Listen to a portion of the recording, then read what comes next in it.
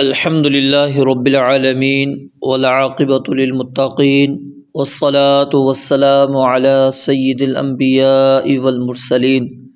وعلی آلہ واصحابہ ومن تبعہم بإحسان الی یوم الدین اما بعد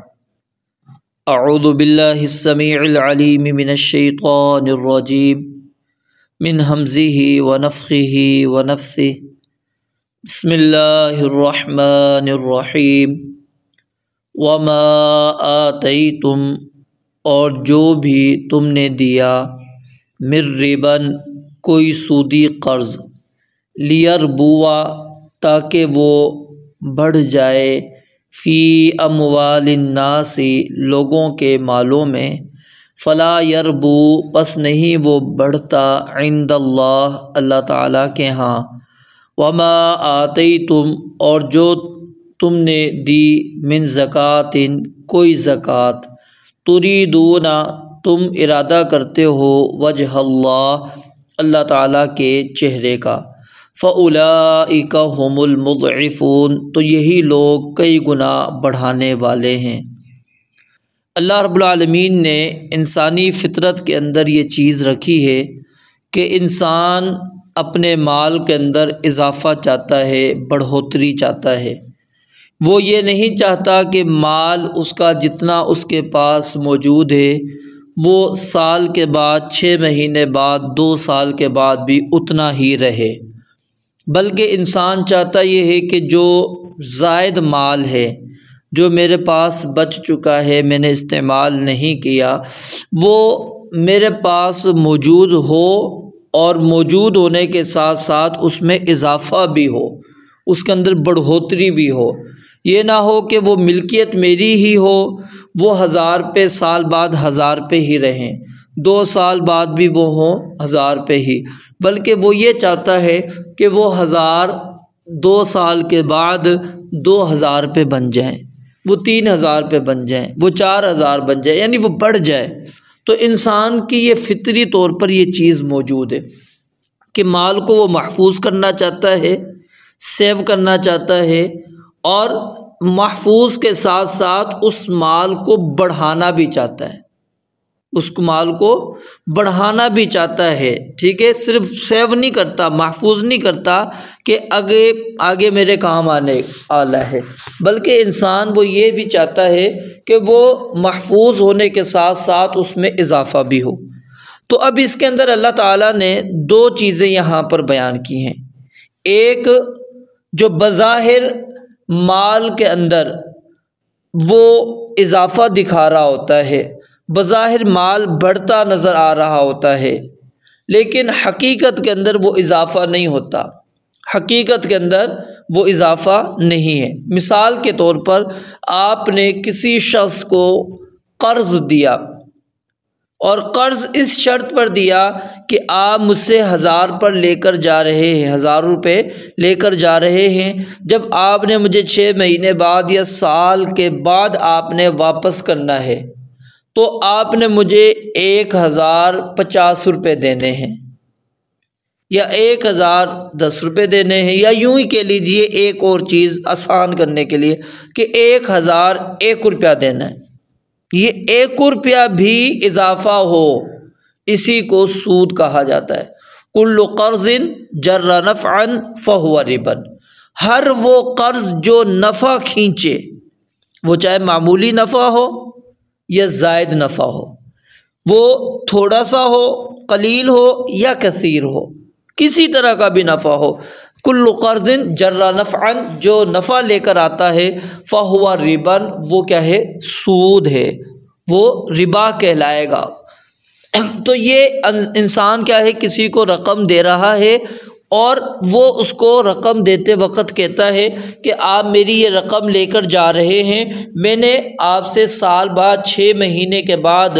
اتنے پیسے آپ سے لینے ہیں، اور اگر آپ نے وقت پر نہیں دیا تو پھر میں آپ کو ہر ہفتے کے لحاظ سے یا ہر مہینے کے لحاظ سے اتنے گنا آپ سے میں اضافہ لیتا چلا جاؤں گا۔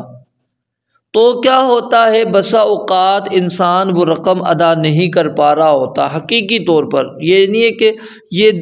ٹال مٹول کرنے والا ہے۔ حقیقی طور پر ایسا ہی ہوتا ہے کہ اس کے پاس اتنی گنجائش اور وسعت نہیں نکل پا رہی، معاملات اس کے سدھرے نہیں ہیں کہ وہ قرض کی ادائیگی کر سکے۔ تو اب ہوتا 1000 روپے تھا، اس نے لیا، اب مزید اس کے اوپر 1000 روپے سود چڑھ چکا ہوتا ہے۔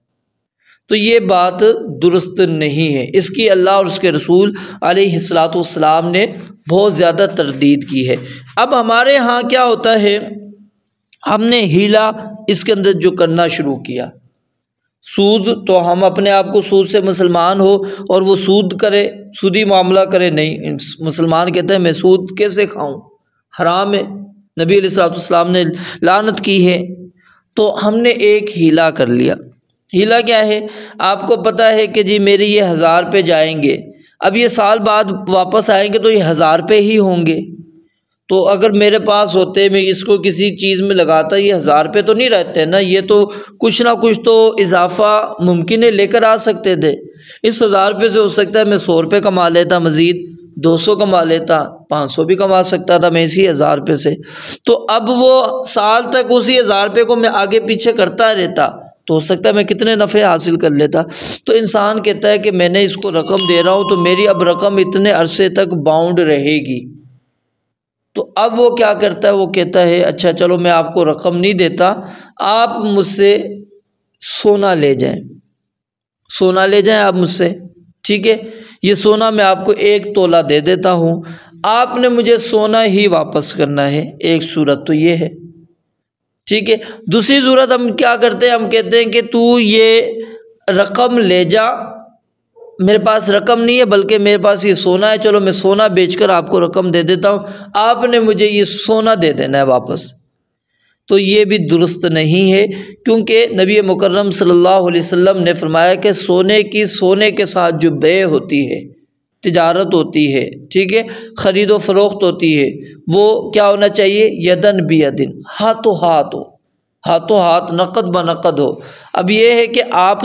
قرض پر سونا دے رہے ہیں، ٹھیک ہے، سونار سے آپ نے قرض پر سونا لیا، واپس بھی آپ نے اس کو کیا کرنا ہے، سونا ہی کرنا ہے، لیکن آپ سے وہ کہتا ہے کہ واپسی جب میں کروں گا تو وہ اس وقت کا جو ریٹ ہوگا اس کے مطابق میں آپ سے سونا لوں گا، آج کے مطابق نہیں، یہ وزن جتنا لے کر جا رہے ہیں اتنا وزن ہی آپ سے لینا ہے میں نے،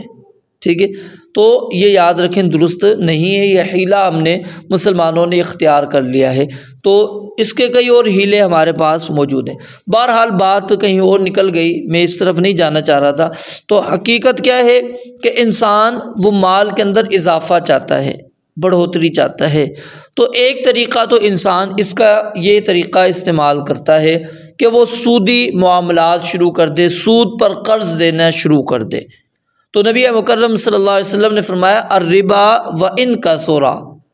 اگرچہ ربا بظاہر کتنا ہی بڑھ چکا ہو، فإن عاقبتہ تصیر الی قل، جو اس کا انجام ہے وہ یقیناً قلت ہی ہوگا، اس کا انجام کیا ہوگا، قلت ہی ہوگا، کم ہی ہوگا۔ تو اللہ رب العالمین نے فرمایا وما آتیتم من ربا لیربو فی اموال الناس، کہ جو کچھ تم سودی قرض تم اس لیے دیتے ہو تاکہ لوگوں کے اموال میں بڑھ جائے، یعنی وہ مال تمہارا اگر گھر پر ہوتا اس نے اضافہ نہیں دینا تھا تمہیں، لیکن لوگوں کے مالوں میں جائے گا تو وہاں سے اضافہ لے کر آئے گا، فلا یربو عند اللہ، تو وہ اللہ تعالیٰ کے ہاں بڑھتا نہیں ہے، اضافہ اس میں نہیں ہوتا۔ اس کو ایک اور مثال کے ذریعے سے آپ سمجھ لیں، کسی انسان کا بدن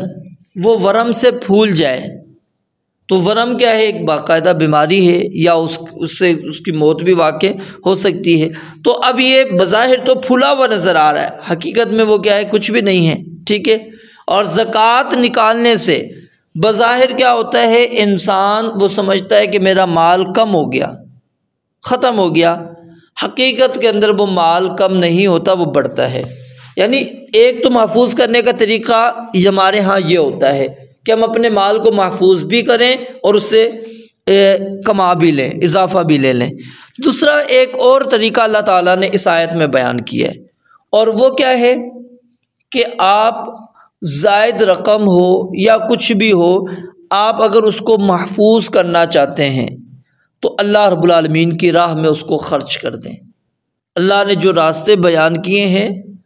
جیسا کہ پیچھے بھی آپ نے پڑھا، فآت ذی القربى حقہ والمسکین وابن السبیل، انما الصدقات للفقراء والمساکین والعاملین علیہا والمؤلفۃ قلوبہم وفی الرقاب والغارمین وفی سبیل اللہ وابن السبیل۔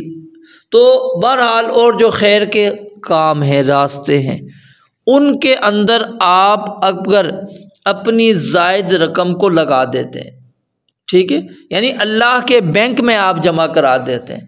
تو اب کیا ہوگا؟ اللہ تعالیٰ اس مال کو بڑھائے گا بھی۔ اور کس طرح بڑھائے گا؟ نبی مکرم صلی اللہ علیہ وسلم کی حدیث صحیح مسلم کے اندر آپ نے فرمایا، لا يتصدق احد بتمرۃ من کسب طیب، کہ کوئی بھی شخص پاکیزہ کمائی میں سے ایک کھجور کے برابر صدقہ بھی کرتا ہے، الا اخذہ اللہ بیمینہ، اللہ تعالیٰ اس کو اپنے دائیں ہاتھ میں لے لیتا ہے، فیربیہا، اللہ تعالیٰ اس کی پرورش کرتا ہے، اس کو پالتا ہے، بڑھاتا ہے اللہ تعالیٰ، کما یربی احدکم فلوہ او قلوسہ، جس طرح کہ تم میں سے کوئی شخص اپنی گھوڑی کے بچے کو یا اونٹنی کے بچے کو پالتا ہے، اس کو بڑھاتا ہے،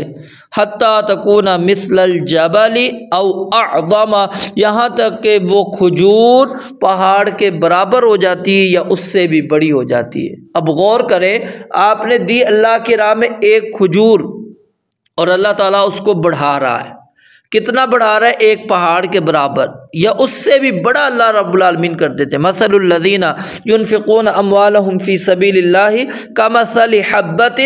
انبتت سبع سنابل، ایک دانہ اس سے 7 بالیاں اگ جاتی ہیں، فی کل سنبلۃ 100 حبۃ، ہر بالی میں 100 دانے ہیں، تو یعنی کہ 1 سے 700 گنا تک۔ واللہ یضاعف لمن یشاء، اور اللہ تعالیٰ جس شخص کو چاہتا ہے اس کے لیے اور زیادہ بڑھا دیتا ہے۔ من ذا الذی یقرض اللہ قرضا حسنا فیضاعفہ لہ اضعافا کثیرۃ، بہت زیادہ اللہ رب العالمین کئی گنا اس شخص کو بڑھا کر دیں گے۔ تو یہ بظاہر آپ نے خرچ کیا اللہ کی راہ میں، اب وہ آپ کی ملکیت سے نکل گیا، آپ کی ملکیت سے نکل گیا، آپ نے 1000 روپے اللہ کی راہ میں دیا، اب وہ 1000 روپے آپ کی ملکیت نہیں ہے، بظاہر نہیں ہے نا، آپ کے پاس وہ مال کم نظر آ رہا ہے، سود پر آپ دیں گے وہ آپ کو نظر آ رہا ہوتا ہے، جی میں نے فلاں کو قرض دیا ہے، یہ میرا 1000 روپے اس بندے کے پاس موجود ہے، وہ 6 مہینے بعد بھی مل جائے گا، مجھے آ جائے گا، انسان کو اس کی فکر ہوتی ہے۔ لیکن جو اللہ کی راہ میں دیتا ہے، انسان سمجھتا ہے کہ وہ میرا مال ختم ہو گیا، چلا گیا، اور حقیقت کے اندر وہ مال محفوظ ہو گیا ہے۔ وہ مال کیا ہو گیا ہے؟ محفوظ ہو گیا ہے۔ وہ اللہ رب العالمین نے اس کی پرورش کرنا شروع کر دی، اس کو اللہ تعالیٰ نے پالنا شروع کر دیا ہے۔ لیکن شرط یہی ہے جو اس آیت کے اندر بھی اللہ رب العالمین نے بیان فرمایا وما آتیتم من زکات، اور جو کچھ تم زکوٰۃ میں سے دیتے ہو، جو کچھ تم زکوٰۃ میں سے ادا کرتے ہو، تریدون وجہ اللہ، اور تم چاہتے کیا ہو؟ اللہ کا چہرہ۔ جیسا کہ کل بھی میں نے آپ کو بتلایا تھا کہ وجہ اللہ، اس کو حقیقی معنی میں ہی اس کو مراد لینا چاہیے، مجازی معنی کے اندر اس کو لے کر نہیں جانا چاہیے، یعنی اس سے مراد رضا نہیں لینی چاہیے، خوشنودی نہیں لینی چاہیے، کیونکہ جب حقیقی معنی مراد لینے میں کوئی معنی نہیں ہے، کوئی رکاوٹ نہیں ہے، تو ہم مجازی معنی کی طرف کیوں جاتے ہیں؟ اللہ کے چہرہ جب موجود ہے، اب اس کی کیفیت کیا ہے؟ جیسے اللہ تعالیٰ کی شان کے لائق، بس ہمیں تسلیم کرنا چاہیے۔ تو تریدون وجہ اللہ، یہاں سے ایک نقطہ یہ سمجھ میں آتا ہے کہ اللہ رب العالمین کے لیے اخلاص ہونا چاہیے، اخلاص ہو، اور بندے کو امید یہ ہو کہ میں اللہ رب العالمین کی راہ میں یہ مال خرچ کر رہا ہوں، اس کے پیچھے میرا مقصد کیا ہے کہ اللہ رب العالمین کا میں چہرہ دیدار، وہ میں چاہتا ہوں کہ اللہ تعالیٰ مجھے اپنا دیدار کروا دے۔ تو اللہ رب العالمین فرماتے ہیں ایسا مال میں قبول کرتا ہوں اور اس کو پالتا ہوں۔ پھر فَأُولَٰئِكَ هُمُ الْمُضْعِفُونَ، تو یہی لوگ اللہ کہتے ہیں کئی گنا بڑھانے والے ہیں۔ بظاہر اس کے اندر نظر یہی آ رہا ہے کہ مال ختم ہو گیا، 1000 روپے آپ کی جیب میں سے چلے گئے، اب آپ کی ملکیت میں نہیں آنے والے، لیکن یہ حقیقت میں آپ کا مال محفوظ ہو گیا ہے۔ مضعفون، یہ کئی گنا اللہ رب العالمین انسان کی نیت کے مطابق اس کو بڑھا کر دیتے۔ اور ما نقصت صدقۃ من مال، اللہ کے نبی علیہ الصلوۃ والسلام نے فرمایا مال جو ہے وہ صدقہ کرنے سے کم نہیں ہوتا، صدقہ کرنے سے کم نہیں ہوتا، اور جو اللہ کی راہ میں خرچ کرتا ہے اس کے متعلق نبی علیہ الصلوۃ والسلام نے فرمایا کہ دو فرشتے اللہ رب العالمین روزانہ صبح اتارتے ہیں اور وہ یہ کہتے ہیں، دعا کرتے ہیں کہ اللہم اعطی منفقا خلفا، کہ اللہ جس نے تیری راہ میں خرچ کیا ہے اس کو تو اس کا نعم البدل دے۔ علماء کہتے ہیں تھوڑا تھوڑا روزانہ خرچ کرنا چاہیے انسان کو، تاکہ انسان کو اللہ رب العالمین کی فرشتوں کی یہ دعا اس کو حاصل ہو سکے، تاکہ فرشتوں کی دعا اس بندے کو یہ حاصل ہو جائے، اس کا مال وہ اس کے لیے نعم البدل بن جائے۔ اور وَأَعْطِ مُمْسِكًا تَلَفًا، کہ جو اللہ تیری راہ میں نہیں دے رہا، جس نے روک دیا اس کے مال کو تباہ کر دے، اور اس بد دعا سے وہ انسان اپنے آپ کو بچا لے۔ اس آیت کی ایک اور تفسیر بھی بیان کی جاتی ہے، اور وہ تفسیر امام ابن کثیر رحمۃ اللہ علیہ نے اپنی تفسیر کے اندر نقل کی ہے، لیکن اس کے متعلق انہوں نے یہ بات لکھی ہے کہ یہ باتیں جو ہے سند کے اعتبار سے ثابت نہیں ہیں۔ اور اس